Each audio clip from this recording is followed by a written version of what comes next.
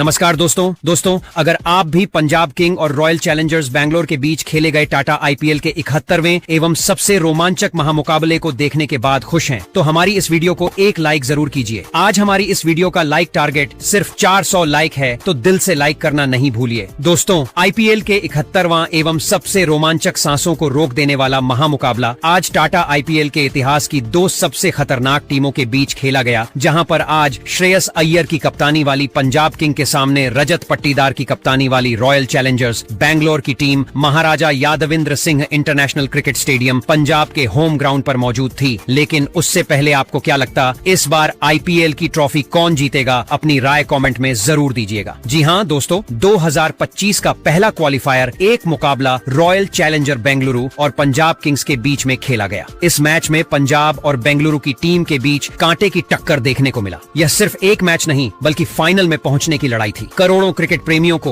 इस मैच का बेसब्री से इंतजार था। पूरा स्टेडियम दर्शकों से खचाखच भरा हुआ था। इस मुकाबले में सिक्का उछाला गया तो टॉस जीतकर बेंगलुरु के कप्तान रजत पाटीदार ने गेंदबाजी करने का फैसला किया। वहीं पंजाब किंग्स की टीम को उन्होंने बल्लेबाजी करने के लिए आमंत्रित किया। पंजाब की तरफ से बल्लेबाजी की शुरुआत करने के लिए उनके दो विस्फोटक बल्लेबाज प्रियांश आर्य के साथ प्रभु सिमरन सिंह की खतरनाक जोड़ी मैदान पर उतरी। दोनों खिलाड़ियों के कंधों पर अपनी टीम को तेज शुरुआत दिलाने की जिम्मेदारी थी। वहीं बेंगलुरु की तरफ से पहले ओवर में गेंदबाजी करने के लिए आए भुवनेश्वर कुमार की पहली गेंद पर प्रियांश आर्य ने दौड़कर 2 रन बटोर लिया और अपनी टीम का खाता खोला। फिर पहले ओवर की तीसरी गेंद को प्रियांश ने चौके में तब्दील कर दिया और अपने इस पारी का पहला बाउंड्री लगा दिया। इसके बाद दोनों बल्लेबाजों ने ओवर के अंतिम 3 गेंदों से 2 रन बटोर लिए। पहले ओवर में पंजाब का स्कोर 8 रन बन चुका था। बेंगलुरु के कप्तान रजत पाटीदार ने दूसरे ओवर में गेंदबाजी करने के लिए रफ्तार के सौदागर यश दयाल को भेज दिया। दूसरे ओवर की पहली गेंद पर प्रभु सिमरन सिंह ने दौड़कर 1 रन पूरा कर लिया और स्ट्राइक प्रियांश को दे दिया। दूसरी गेंद पर प्रियांश ने बड़ा शॉट खेलने का प्रयास किया, लेकिन गेंद सीधा कृणाल पांड्या के हाथों में चली गई। इस तरीके से पंजाब की टीम को मात्र 9 रन के स्कोर पर ही प्रियांश के रूप में तगड़ा झटका लग गया। प्रियांश 5 गेंदों में एक चौके की मदद से सिर्फ 7 रन बनाकर बेहद निराश मन से पवेलियन की तरफ लौट गए। अब प्रभु सिमरन सिंह का साथ देने के लिए मैदान पर जोश इंग्लिश मैदान पर उतरे दोनों खिलाड़ियों के कंधों पर अपनी टीम की पूरी जिम्मेदारी आ चुकी थी। मैदान पर उतरते ही जोश इंग्लिश ने सिंगल लेकर अपना खाता खोला। फिर चौथी गेंद को उन्होंने लेग साइड की दिशा में धकेल दिया। गेंद तेजी से बाउंड्री की तरफ बढ़ रही थी, जहां पर विराट कोहली खड़े थे। विराट ने तेजी से दौड़कर गेंद को रोक दिया और अपनी टीम के लिए 2 महत्वपूर्ण रन बचा लिए। तभी दूसरे ओवर की अंतिम गेंद पर प्रभण सिंह ने गगनचुंबी लगाकर अपनी टीम के स्कोर को रॉकेट की रफ्तार से आगे बढ़ाया। यश दयाल ने दूसरे ओवर में 10 रन जरूर खर्च किया, लेकिन प्रियांश के रूप में अपनी टीम को बड़ी सफलता भी दिलाया। 2 ओवर की समाप्ति के बाद पंजाब का स्कोर एक विकेट के नुकसान पर 18 रन बन चुका था। पंजाब किंग्स की टीम को एक बड़ी साझेदारी की जरूरत थी। तीसरे ओवर में रजत पाटीदार ने फिर से भुवनेश्वर कुमार पर भरोसा जताया और विकेट की तलाश में गेंदबाजी करने के लिए गेंद को उनके हाथों में थमा दिया। भुवनेश्वर शानदार गेंदबाजी का नजारा पेश कर रहे थे, लेकिन तीसरी गेंद पर प्रभमरण ने चौका जड़ दिया। फिर अगली गेंद को भी लॉन्ग ऑफ की दिशा में चौक में तब्दील कर अपनी टीम के स्कोर को रॉकेट की रफ्तार से आगे बढ़ाया। इसके बावजूद भुवनेश्वर कुमार ने हिम्मत नहीं हारा और जबरदस्त वापसी करते हुए जाते जाते तीसरे ओवर की अंतिम गेंद पर प्रभमरण सिंह को जितेश शर्मा के हाथों कैच पकड़वाकर उनको पवेलियन का रास्ता दिखा दिया और अपनी टीम को दूसरी सफलता दिला दिया। प्रभु सिमरन अपनी टीम के लिए 10 गेंदों में 2 चौके और 1 की सहायता से 18 रन बनाकर वापस लौट गए। इस तरीके से मात्र 27 रन के स्कोर पर ही पंजाब के 2 बड़े बल्लेबाजों का विकेट गिर गया था। 3 ओवर की समाप्ति के बाद पंजाब का स्कोर 2 विकेट के नुकसान पर सिर्फ 27 रन ही बन पाया। प्रभु सिमरन के पवेलियन लौटने के बाद जोश इंग्लिश का साथ देने के लिए खुद कप्तान श्रेयस अय्यर मैदान पर उतर चुके थे। हर किसी को अय्यर से एक बड़े पारी की उम्मीद थी। चौथे ओवर में रजत पाटीदार ने गेंदबाजी करने के लिए अपने सबसे खतरनाक बॉलर जोश हजलवुड को बुला लिया। हजलवुड अपने खतरनाक गेंदबाजी से दोनों बल्लेबाजों को खूब परेशान कर रहे थे। अय्यर को उनकी गेंद